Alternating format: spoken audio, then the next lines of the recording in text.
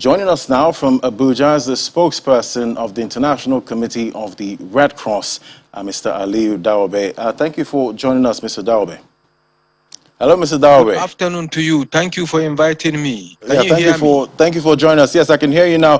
So please, can you paint a picture of the gravity of the situation here in Nigeria, especially with the insurgency in the northeast? Okay, thank you very much again. It is a humanitarian tragedy for us to have this big number in Africa, and especially in Nigeria, where we are having the conflict for more than 1 decade now.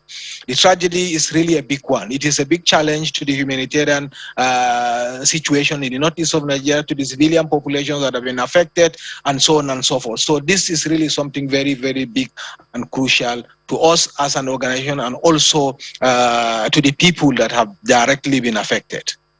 All right. There are other, security situations that make people actually disappear. Do you deal with those too? The security situation is already bad, because a lot of places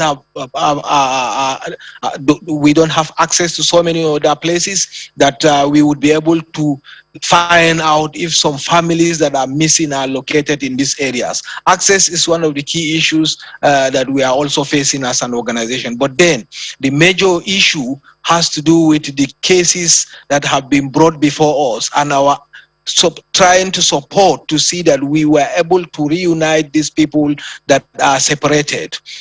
Reuniting them has a very long history of layers. First, you have to think about reuniting people physically so that they will meet with their loved ones face to face. Second, if this is not possible, you go to layer 2 to try to reunite people, perhaps by telephone contact. At least at the initial stage, you would be able to communicate with people, maybe in Niger, Chad, Cameroon, and back in Nigeria, to see that you are able to communicate, to coordinate, for them to communicate in terms of using a telephone line, or perhaps what we call Red Cross messages that we share between people that are in detention by the authorities and their families. All right. What's the percentage of people that are actually eventually found, after being declared missing? Okay. Generally, we have about 60% of the caseload that we mentioned, 24,000 people. 60% of these people are mostly women and children that are declared missing. If you look at the vulnerability of this group, the women and the children, is really something that is of worrisome to the organization, and of course to the public in general, because these people are vulnerable people. They need to be supported. The major challenge we are facing most of the times is finding accurate addresses of places that have been like the last location where the displacement happened or the separation happened. So children sometimes find difficulties in disclosing the real names of even of their parents. If you go to the northeast of Nigeria, the cultures are actually something that makes children to call their parents with Baba.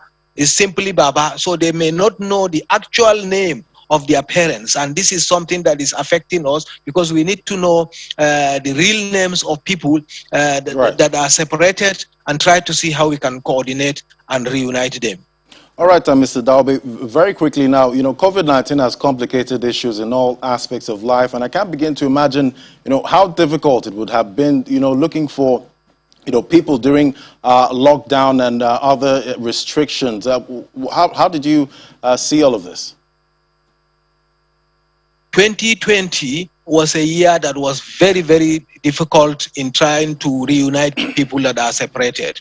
It has been very, very daunting task to be able to do this. Together with the Nigerian Red Cross Society, what we do is try to bicycle to villages to find out if someone is there. And what we also do is to have a photo album of a lot or all the people that are missing, especially minors, and to put them in IDP camps for people to come and identify if they know a picture, and they will be able to say, yes, we know this picture and we know where he is, and so on and so forth. So COVID-19 has restricted these large gatherings. COVID-19 has restricted movements earlier on between countries and also within states.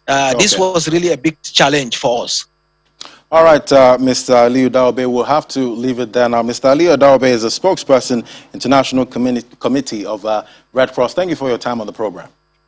Thank you for inviting me.